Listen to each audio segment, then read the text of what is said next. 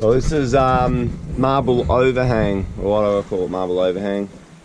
It's really cool spot here. We're just going to tie up, and we're going to just camp here the night. It's blowing an absolute gale out wide, and then in the morning when the tide's a bit high, we're going to go around the corner for a mangrove jackfish before we head home. So we'll cook up a bit of fish for dinner tonight, parked here, but in the interim we're going to go have a look at some rock art that's up here, walk up the top, up the back where the window is, and have a bit of a captain cook at this really cool location. It's one of the closest rec areas to Eliangula as well. It's only about a 40-minute boat ride in good weather. Let's go and have a look. So prime little location. Shoes highly recommended. This tray has been here. Looks like it's either a, I don't know, it's a sorting tray or something off the trawler. Been here for ages. And under here, all sorts of rock art.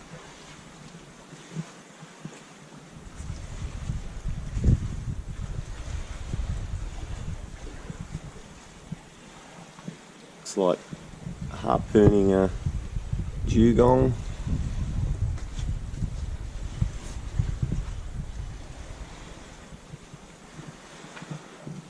Unbelievable, eh?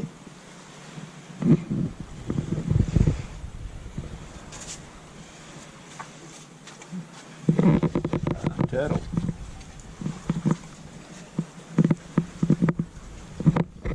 Must be a dolphin, that one, I reckon. Turtle.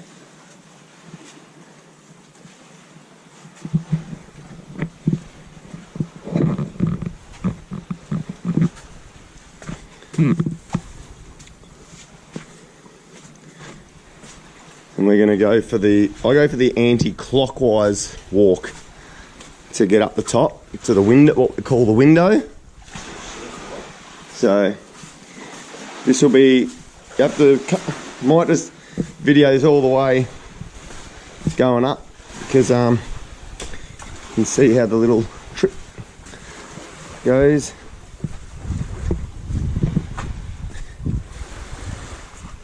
These lands aren't closed at the moment. This is a rec area. A couple of other spots at the moment are closed, so people, you can barely see in the distance a camp over there at Marble Point. Low tide. This is the sketchy rocks you got to walk along up here.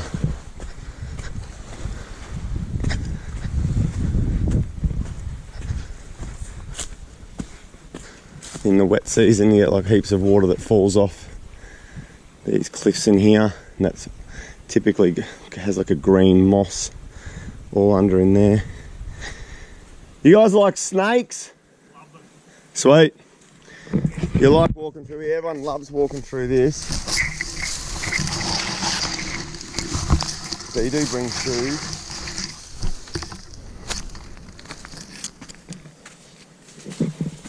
See, this is, well, there's been a few people at least coming up and having checking out this cool spot. A bit better track through this time.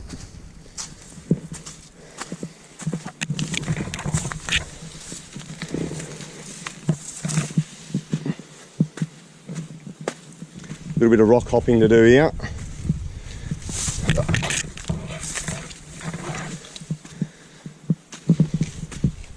This rock does move. That'll freak them out when they come up to this spot. Over we go. Then just got to use the handrail here provided.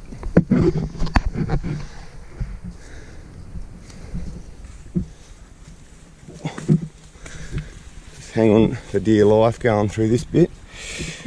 Would not be ideal to fall there.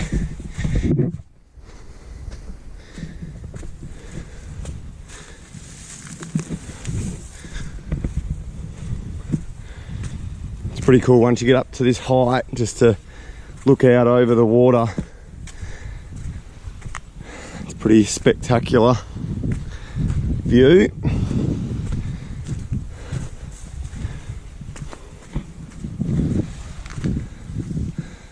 Boat is just around the corner there, and you can see those people parked out at marble point. And the window's just up, straight up there. So these guys just go through the bush and then head straight up.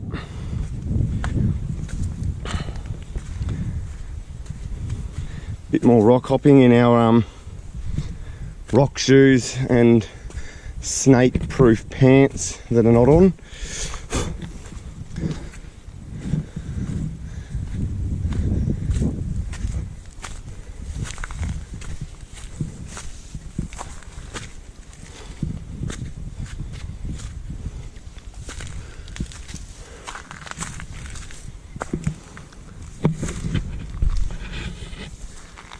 So you can see this is a pretty cool spot, this one. This is like a must do when you're living on Groote or as a tourist coming here.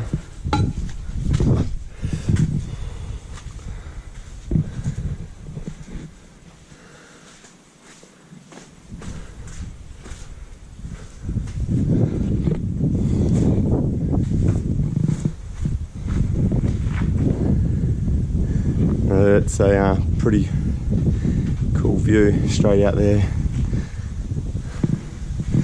and then up under here there's a whole heap of boat. There you can see there's different artwork all up through here, and you can even check out in here. This is pretty awesome. All sorts of fish you can see along here. There's a bit more up the top, way up there, which would have been hard to get to. So these hands up there. And then one of the cool spots, I reckon, is under here. Get on your back and roll in, basically underneath, and see dolphins and all sorts of other animals. Even more down there. The more you look, the more you find, basically. Incredible. There's marble, what I call marble overhang up in here, so there must be just countless numbers all through all of these rocks and outcrops. Have walked up the back before previously and just sort of look under any of the ledges, and you can just randomly find stuff. The more you just keep looking around here, you find so much. It's amazing. But you have to go and check to see where you are, and aren't allowed to go when you are on Groote, that's for sure. So you can see up the top there, and basically from here walk back down over here and then around to the boat on the opposite side, the little beach. You can hear something moving in the bushes just here, which is a bit freaky. But anyway, take a few photos and enjoy what's on offer. Oh. Yep, boat's still there, beautiful. What a view. You can see way out wide it is white caps galore. And then just, when we take off in a second, we just walk back down this way. And this is the way down. There are a few more handrails down this bit, at least. This tree has grown in the perfect spot to grab on.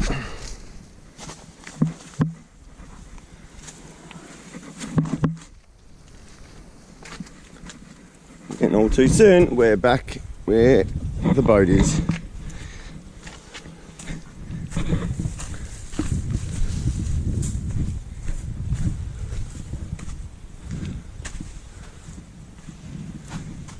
How's that for a location?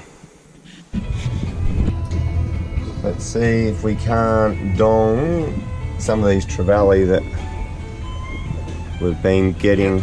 So we've just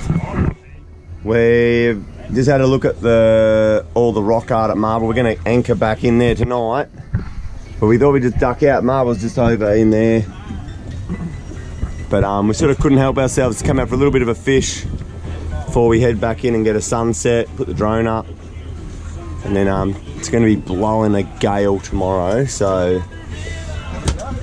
here we go. What have we got here? Might have some friends.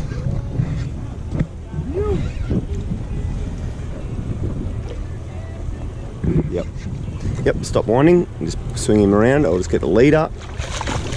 Got him. Nice one. Yeah, good one.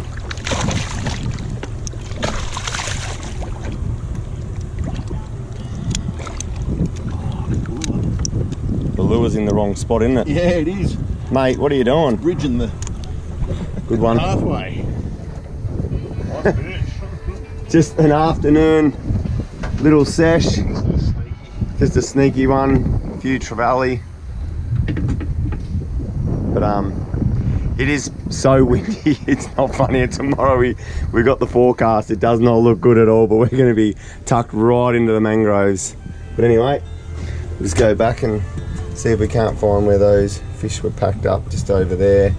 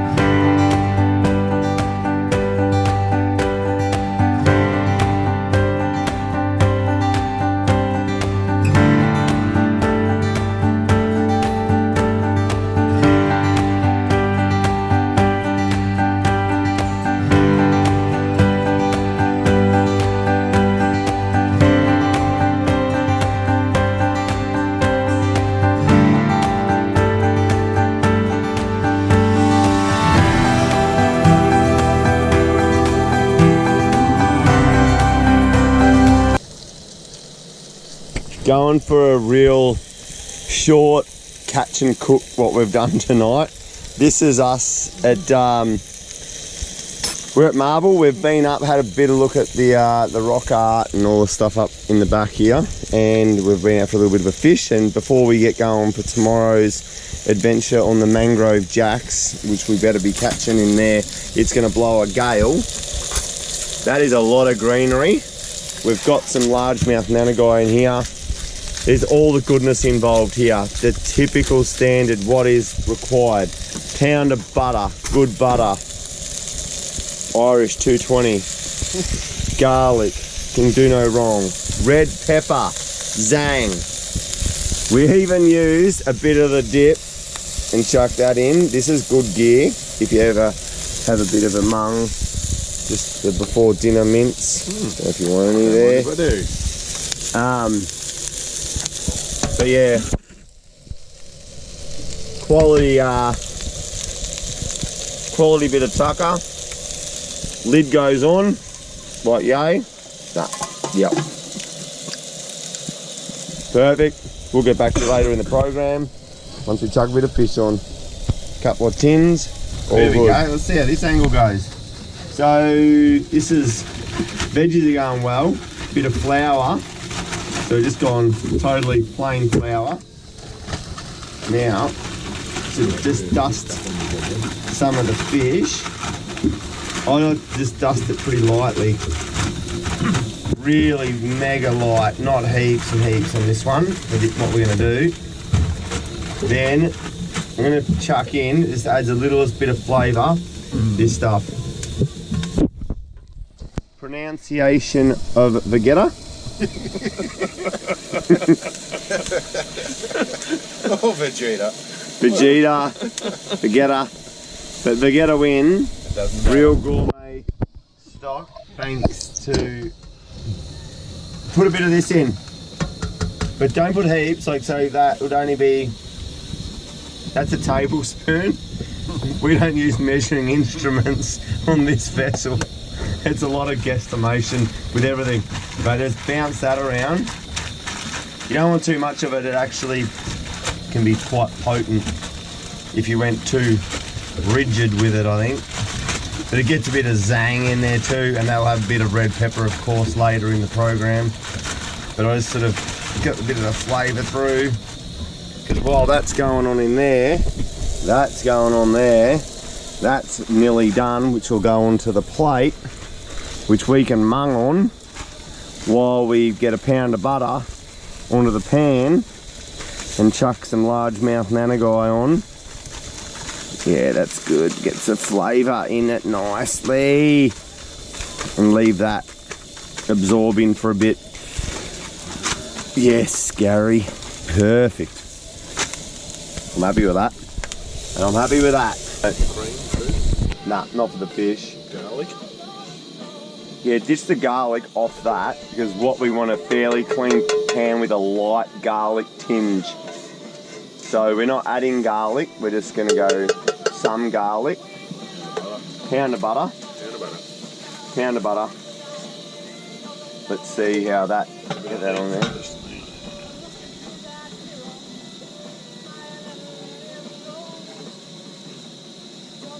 Get that to sizzle a little bit.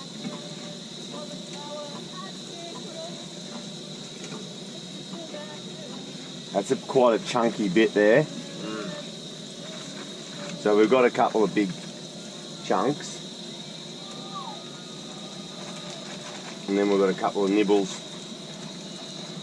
Oh, I forgot about the nibbles. Yeah, got some nibbles on here. Nibbles. Snacks. The little nibbles go on the side.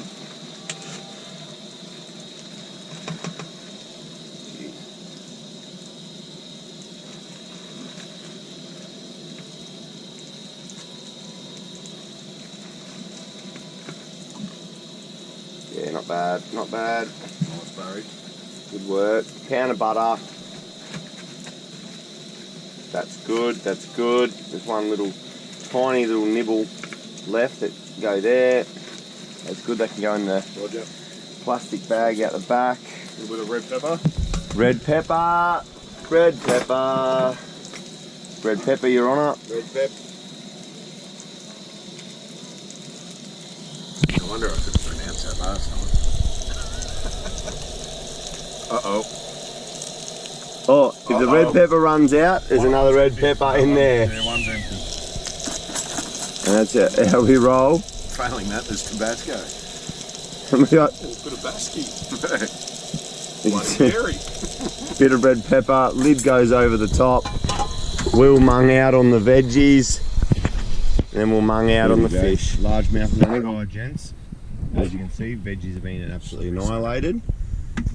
Hopefully that's alright for you there. And that'll pretty well wrap it up for us tonight. We'll have a couple of beers and yarn about tomorrow. And we'll see you out in the water when we go and get some mangrove jacks. And otherwise, enjoy a couple of nibbles. Oh yeah, that's good. We're going a low carb diet tonight too. No wraps. I think we had Just beer. just beers, and there's plenty of carbs in those beers. That's been magnificent. Enjoy that little bit of That's good. You can really taste that, eh? The Vegeta. The Vegeta. Yeah, Vegeta. Or Vegeta. however you want to pronounce it. Enjoy.